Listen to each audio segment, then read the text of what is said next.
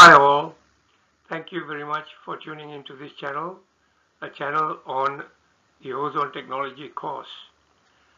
This is session 12 on maintenance of ozone generators. This session is limited to the maintenance of corona discharge ozone generators, though I would mention a little bit on the UV ozone generators too. Knowledge of some of the processes that are applied to operate the ozone equipment will also help in properly maintain it. Generally, the ozone equipment can last a long time because of the limited moving parts, short of shorting, and rusting if properly maintained. Rusting will occur if the ozone is not operated properly, especially if wet air is used as feed gas and the resulting corrosion from the acid gases that are formed.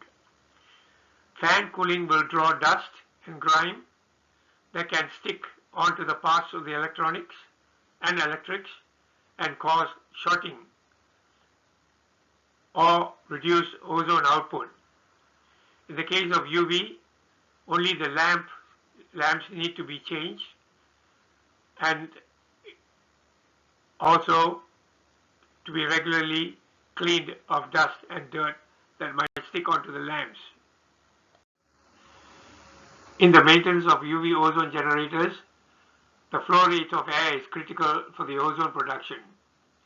The volume of airflow is generally tens of cubic feet per hour, and fine filtering reduces the flow rate. Even if the production of ozone may be significant, the large flow of air dilutes the concentration to less than generally 0.01 ppm. Beware of manufacturers simply quoting output of ozone per hour without stating the flow rate for any ozone generator.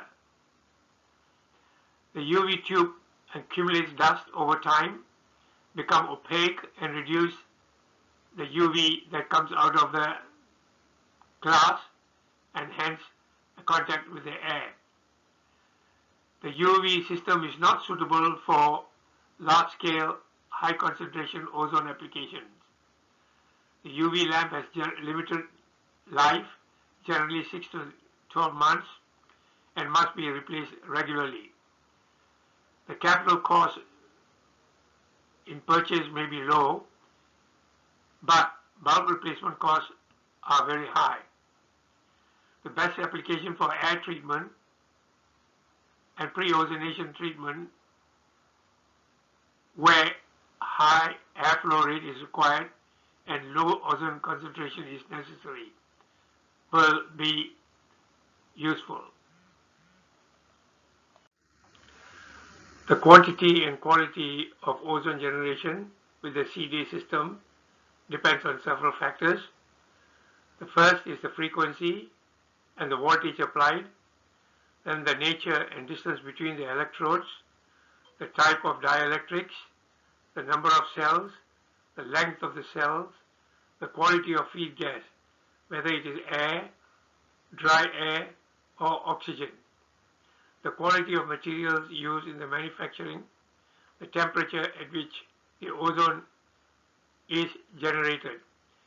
These factors determine if the quality of the ozone systems and sound technical knowledge is required for the successful application of the ozone as well as maintenance of the ozone equipment.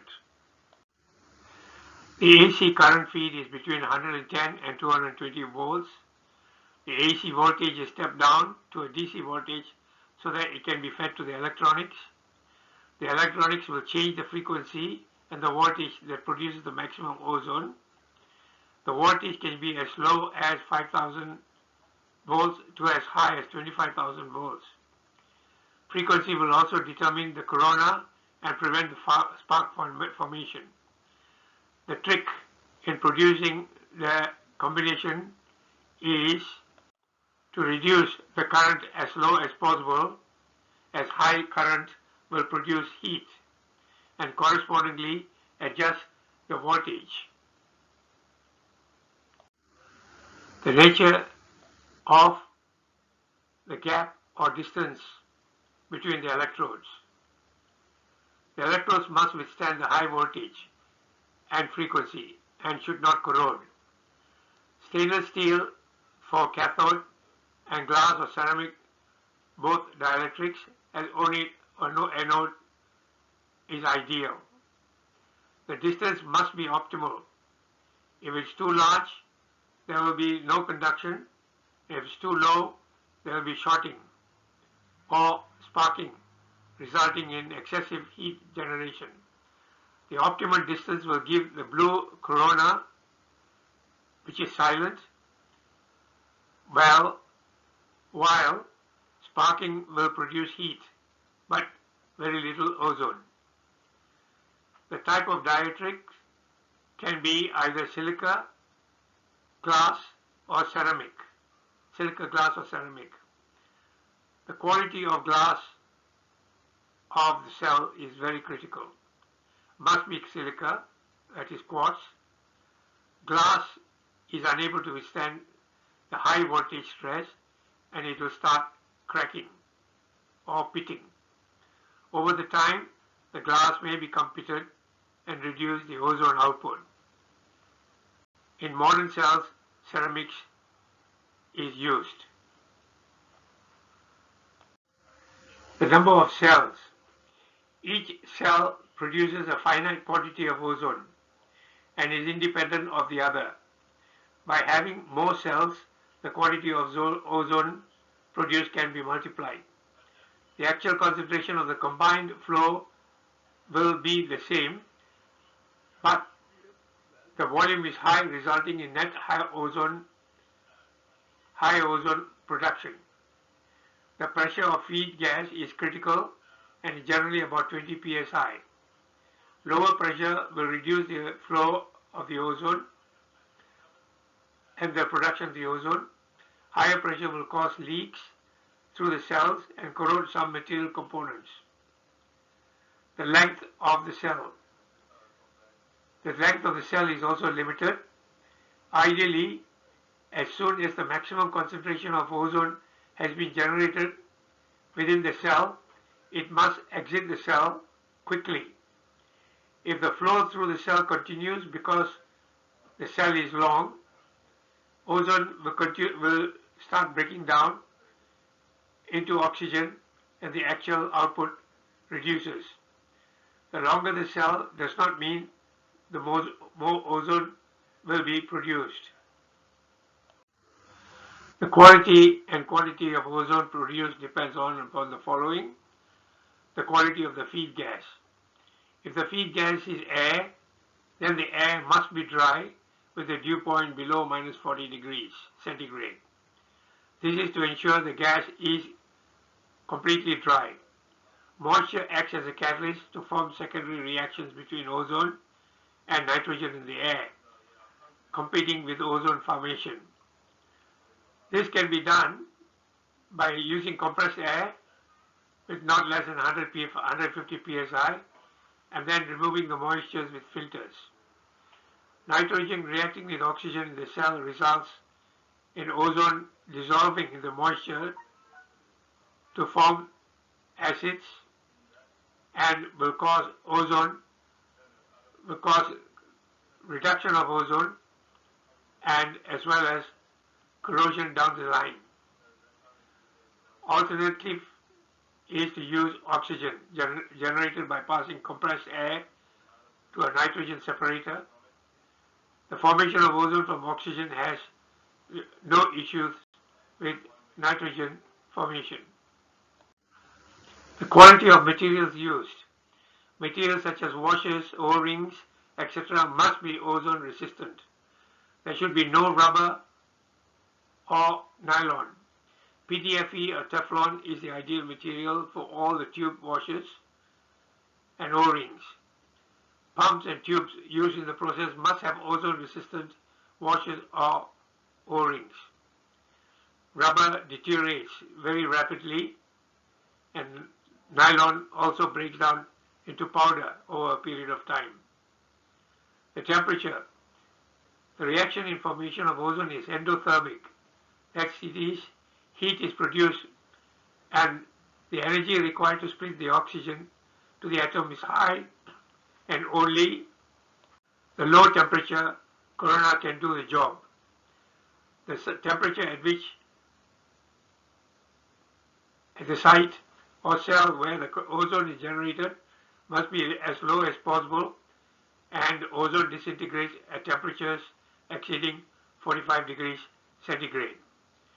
The corona is very silent discharge, whereas the spark is a very loud discharge. Cooling. To keep the temperature low, the heat generated must be dissipated quickly by using air as cooling, or you can use water circulation as cooling. In summary, the compressed air must be dry to a dew point below minus 40 degrees centigrade. This does not apply if oxygen is used as a feed gas. The air or oxygen flow must not exceed 10 liters per minute per cell, and the pressure not to exceed 20 psi for small generators. As there is a high heat generation, the cells must be either air or water cooled. The greater the heat, the less the ozone production. All washers and tubes must be non-corrosive to ozone. Rubber and nylon deteriorate very rapidly to brittleness. The oxygen generated must be sited in a well-ventilated room and must not be hotter than 25 degrees centigrade. The main components of the ozone generator are the ozone cell or dielectric, which can be dirtied by dust and cause short circuits.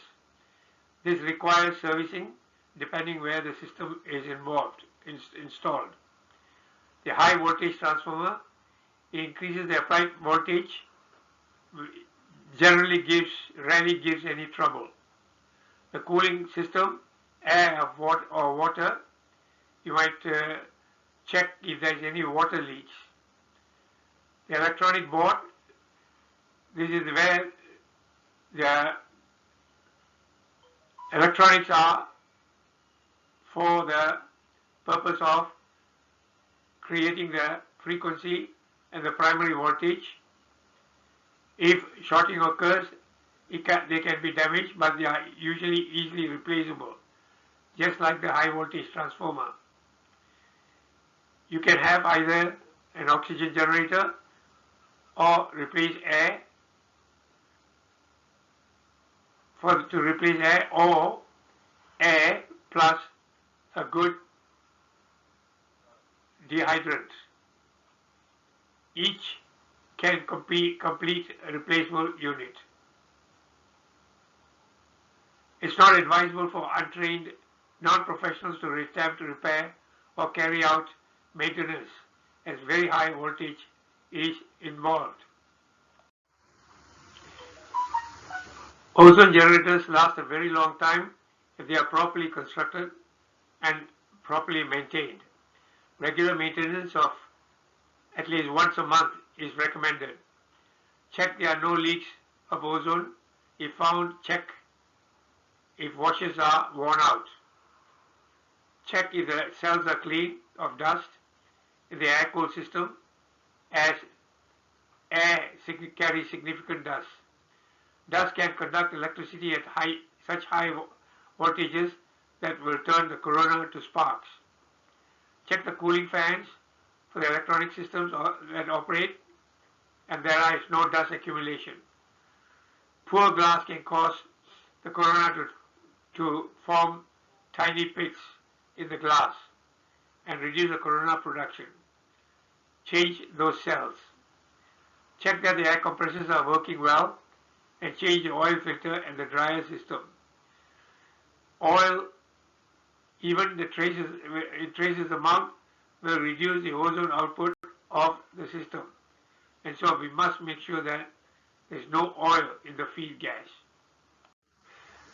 Many clients have a tendency not to engage in periodic maintenance of the system. They allow the system to degenerate, become rusty to save costs, and then call the professionals when it is too late but to have a new generator. If the generator is properly operated and maintained, it can go on almost forever. Proper maintenance would mean that the feed gas is properly prepared, there is adequate ventilation and cooling of the ozone cell, and siting of the ozone system in a protective, cool environment. The biggest enemy of the generating system is dust. Air is sucked in for cooling of components and possible the cell if it is not using for water or is using water cooling. Collection of dust on the surface of the glass will cause shorting, and the powerful corona can pick the glass shell, making it rough and change the distance between the electrodes and thereby reduce the corona discharge. For having the patience to listen to my session. This is the end of the session 12. The next session, 13, will be on the principles of application of ozone to liquids and advanced oxidation process. If you are new to this session, please refer to sessions 1 and 2 on the program details and sessions 3 to 11. If you like this presentation, please click the like icon and particularly the subscribe icon if you want to be notified of the next session. Thank you very much and have a pleasant day.